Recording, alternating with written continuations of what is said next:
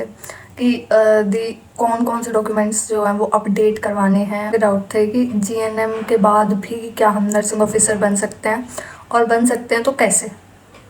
ठीक,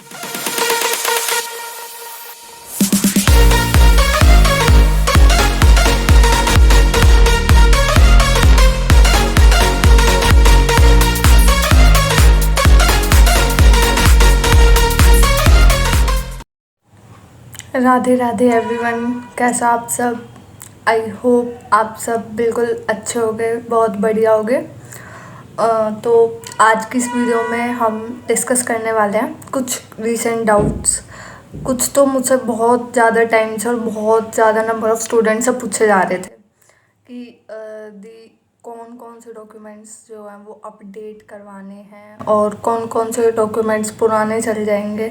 तो इस चीज़ से रिलेटेड आज सारे डाउट्स आपके क्लियर हो जाने वाले हैं। वीडियो को लास्ट तक ज़रूर देखिएगा, ठीक है। और इसके सिवाय कुछ स्टूडेंट्स के डाउट थे कि जीएनएम के बाद भी क्या हम नर्सिंग ऑफिसर बन सकते हैं, और बन सकते हैं तो कैसे। ठीक है, तो वो प्रोसेस भी आज मैं कंप्लीट इस वीडियो में बताने वाली हूँ। तो वीडियो को लास्ट तक बिना स्किप किए ज़रूर देखना। फिर भी अगर कुछ तुम्हारे डाउट रह जाते हैं इस चीज़ से रिलेटेड तो मुझे कमेंट में बता देना। मैं पूरी कोशिश करूँगी नेक्स्ट वीडियो में उसे कवर करने की।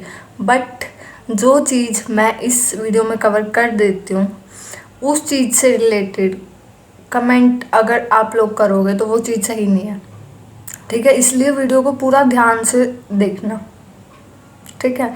इस चीज़ से रिलेटेड सारे डाउट्स आपके क्लियर हो जाएंगे। तो शुरू करते हैं।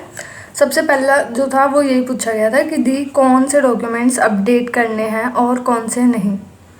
तो देखो, जो डॉक्यूमेंट्स रिक्वायर्ड होते हैं काउंसलिंग के टाइम पे वो मैंने आपको कल भी बताया था वीडियो में। सबसे पहले आपको 10th और 12th की मार्कशीट चाहिए। 9 डॉक्यूमेंट्स है तो अभी तैयार कर लेना पहले ही, ठीक है। एडमिट कार्ड होना चाहिए, जो आपने एग्ज़ाम दिया था उस टाइम पे जो एडमिट कार्ड रिलीज़ होता है तो सीईटी का, तो वो आपके पास प्रिंट फॉर्म में होना चाहिए। डोमिसाइल होना चाहिए हरियाणा डोमिसाइल, और कास्ट सर्टिफिकेट होना चाहिए आपके पास। पासपोर्ट साइज़ फ़ोटोज़ होनी चाहिए minimum 4, and seat allotment letter, जो आपको सीट अलॉट होती है। डॉक्यूमेंट वेरिफिकेशन से पहले आपको सीट अलॉट हो चुकी होती है, एडमिशन ले लेते हो आप, देन डॉक्यूमेंट वेरिफिकेशन होती है। तो जो आपको सीट अलॉटमेंट लेटर है वो होना चाहिए आपके पास। गैप ईयर सर्टिफिकेट होना चाहिए अगर आप एक ड्रॉप पर हो, ठीक है। लाइक आपने ड्रॉप लिया है। एक स्टूडेंट तो ये भी पूछ रहा था कि जी मैंने 10th की, उसके बाद जब 11th फिर 12th की तो उसके बीच का भी गैप ईयर सर्टिफिकेट होता है क्या। तो ऐसा कुछ नहीं होता, ठीक है। ये गैप ईयर सर्टिफिकेट मीन्स आप 12th करते हो उसके बाद अगर आप गैप लेते हो, ठीक है, ड्रॉप लेते हो, देन उस ईयर का आपके पास गैप ईयर सर्टिफिकेट होना चाहिए, ठीक है। And then character certificate. Mostly जो डाउट्स थे वो हरियाणा डोमिसाइल से रिलेटेड एंड करेक्टर सर्टिफिकेट से रिलेटेड थे, एंड एक कास्ट सर्टिफिकेट से रिलेटेड, ठीक है। तो देखो, सबसे पहले करेक्टर सर्टिफिकेट। जो करेक्टर सर्टिफिकेट होता है वो आपको 12th के, जब आपकी 12th कंप्लीट हो जाती है तो आपको डीएमसी मिलती है कॉलेज से, एंड देन आपको अपना करेक्टर सर्टिफिकेट भी मिलता है, ठीक है। तो जो करेक्टर सर्टिफिकेट आपको स्कूल की तरफ से मिलता है वही आपको दिखाना है, ठीक है। फिर दोबारा कैसे बनवाओगे वहाँ से, जब आप उस ईयर में, ड्रॉप ईयर में स्कूल में थे ही नहीं, तो गैप ईयर वो करेक्टर सर्टिफिकेट कैसे बन सकता है। तो करेक्टर सर्टिफिकेट वही होना चाहिए जो आपको स्कूल से मिला है 12th के बाद, ठीक है। और 10th 12th की मार्कशीट भी वही होगी, ठीक है। और उसके बाद है आपका हरियाणा डोमिसाइल। तो हरियाणा डोमिसाइल भी जब बनता है तो वो चल जाएगा, मतलब कभी भी आपने बनवाया तो हरियाणा डोमिसाइल को भी अपडेट करवाने की ज़रूरत नहीं है, ठीक है। तो हरियाणा डोमिसाइल आपका वही चलेगा, एंड करेक्टर सर्टिफिकेट 12th के बाद जो मिलता है वही होता है साथ में मिलता है जो आपको। एंड अब अपडेट क्या करवाना है तुम्हें, लाइक अगर आप EWS कैटेगरी से हो, ठीक है, और आपने फॉर्म फिल करते हुए EWS कैटेगरी फिल की अपनी, तो अपना जो इनकम सर्टिफिकेट है वो आपको अटैच करना होगा काउंसलिंग के टाइम पे, डॉक्यूमेंट वेरिफिकेशन के टाइम पे। तो वो अपडेट करवा लेना आप लोग, ठीक है। इनकम सर्टिफिकेट जो रहता है वो अपडेट करवाना पड़ेगा अप्रैल 2024 के बाद, होना चाहिए अपडेटेड। ठीक है, तो ये चीज़ आपको अपडेट करानी है। आई होप ये चीज़ अब आपकी बिल्कुल क्लियर हो गई होगी। स्टिल अगर कुछ डाउट रहता है आपके मन में तो बता देना मुझे। ठीक है, डॉक्यूमेंट से रिलेटेड फिर भी अगर कुछ रह जाता है, 4 पासपोर्ट साइज फ़ोटोज़ ज़रूर तैयार रखना। ठीक है, और कुछ स्टूडेंट्स का ये भी डाउट थे, कह रहे थे कि दी करेक्टर, हमें जो सर्टिफिकेट करेक्टर सर्टिफिकेट वगैरह मिले थे वो मिल नहीं रहे हैं, तो ढूंढ लो, वो तो चाहिए हींगे। ठीक है, देने ही पड़ेंगे वो तो। और नेक्स्ट जो डाउट था वो था कि INC अप्रूव्ड कॉलेजेस से रिलेटेड, कि जो प्रीवियस ईयर थे वो इस ईयर भी होंगे। जो कॉलेज एक बार INC अप्रूव्ड हो चुका है तो वो INC अप्रूव्ड है। ठीक है, तो इस चीज़ से रिलेटेड मन में डाउट्स मत रखो। जो मैंने लिस्ट में आपको INC एफिलिएटेड कॉलेजेस बताए हैं वो सब INC एफिलिएटेड हैं, बट फिर भी अगर आपको कोई पर्टिकुलर कॉलेज ऐसा लगता है कि ये चीज़ ये है या नहीं है तो उस कॉलेज में विज़िट कर लो। ठीक है, आप वहाँ से जो चाहे वो पूछ सकते हो। और कुछ कॉलेजेस ऐसे होते हैं जो INC एफिलिएटेड नहीं होते बट स्टेट नर्सिंग काउंसिल के द्वारा एफिलिएटेड होते हैं, तो अगर आप वहाँ से भी नर्सिंग कर रहे हो तो भी आप नॉर्सेट का एग्ज़ाम दे सकते हो। ठीक है, और लाइक ये भी पूछ रहे थे कि पैरामेडिकल के कोर्सेज़ में अगर हमें एडमिशन लेना है तो हमें INC एफिलिएटेड कॉलेज देखना ज़रूरी है क्या। तो अगर आप पैरामेडिकल कर रहे हो तो फिर आपको नॉर्सेट देना ही नहीं है।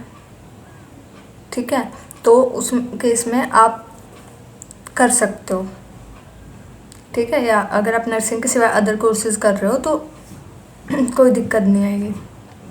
ठीक है, और एक था कि GNM के बाद नर्सिंग ऑफिसर कैसे बनते हैं। दी देखो, सबसे पहले GNM जो है आपका कोर्स वो 3 इयर्स कोर्स होता है आपका, UG कोर्स। उस कोर्स को करने के बाद पहले इसमें एडमिशन कैसे होगा आपका, जो कॉलेज, इसके लिए कुछ कॉलेजेस होते हैं, लाइक इसमें एडमिशन आपका किसी एंट्रेंस के थ्रू नहीं होगा। ठीक है, आप सिर्फ अपनी 12th मार्कशीट के बेस पे, मतलब आपके जो 12th में मार्क्स हैं उसके बेस पे एडमिशन ले सकते हो GNM में। ठीक है, उसी बेस पे आपका एडमिशन मिलेगा। जो आपका स्कोर होगा उसके बेस पे एडमिशन लेने के बाद 3 साल का ये कोर्स आपको GNM कोर्स करना है, एंड देन 2 साल की पोस्ट बेसिक नर्सिंग करनी होती है। ठीक है, तो टोटल आपका ये 5 साल का कोर्स हो गया। ये 5 साल का कोर्स करने के बाद आपकी जो डिग्री है वो नर्सिंग डिग्री के इक्वल मानी जाती है। ठीक है, मतलब वो जो आप नर्सिंग करने के बाद लाइक नॉर्सेट का एग्ज़ाम दे सकते हो, तो GNM के बाद अगर आप 2 साल की पोस्ट बेसिक नर्सिंग कर लेते हो किसी अच्छे कॉलेज से और फिर नॉर्सेट का एग्ज़ाम आप दे सकते हो। ठीक है, तो ये चीज़ रहती है कि अगर आप GNM का कोर्स कर रहे हो तो आप एक नर्सिंग ऑफिसर बन सकते हो और नॉर्सेट का एग्ज़ाम भी दे सकते हो। ठीक है, और GNM के अंदर एडमिशन किसी एंट्रेंस के थ्रू नहीं होता। लाइक बहुत सारे गवर्नमेंट कॉलेजेस हैं, लाइक DDU में भी GNM का कोर्स कराया जाता है। इनफैक्ट उन्हें हॉस्टल्स भी प्रोवाइड किए जाते हैं। GNM के जो स्टूडेंट्स हैं उन्हें हॉस्टल भी दिए जाते हैं, एंड जितने भी GNM करते हैं स्टूडेंट्स तो वो पोस्ट बेसिक नर्सिंग करके अपना नर्सिंग ऑफिसर बन सकते हैं। ठीक है, तो ये चीज़ है। बट एक चीज़ और याद रखना कि अगर आप GNM का कोर्स कर रहे हो, पोस्ट बेसिक नर्सिंग आपने कर लिया, उसके साथ ही कुछ ना कुछ आपका एक्सपीरियंस भी होना चाहिए कुछ साल का। ठीक है, तो एक्सपीरियंस भी देखा जाता है।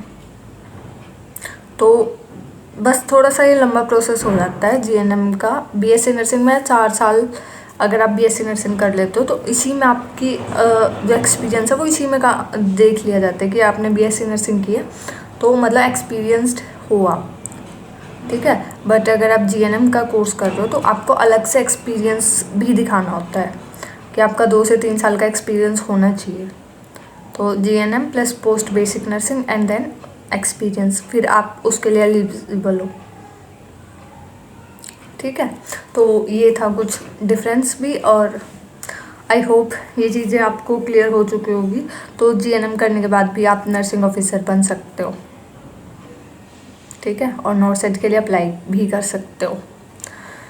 आई होप ये डाउट्स मैंने अच्छे से क्लियर कर दिए होंगे, बट स्टिल अगर आपके माइंड में कुछ भी डाउट इस चीज़ से रिलेटेड है तो मुझे कमेंट में ज़रूर बता देना। मैं पूरी कोशिश करूँगी उस डाउट को भी सॉल्व करने की, ठीक है। और नेक्स्ट वीडियो में आज चाहते हो आप कि आपके कौन से डाउट्स हैं उन्हें सॉल्व किया जाए, वो भी मेरे को कमेंट में ज़रूर बताना, ठीक है। तो मिलते हैं नेक्स्ट वीडियो में। Till then bye bye, take care guys, Radhe Radhe.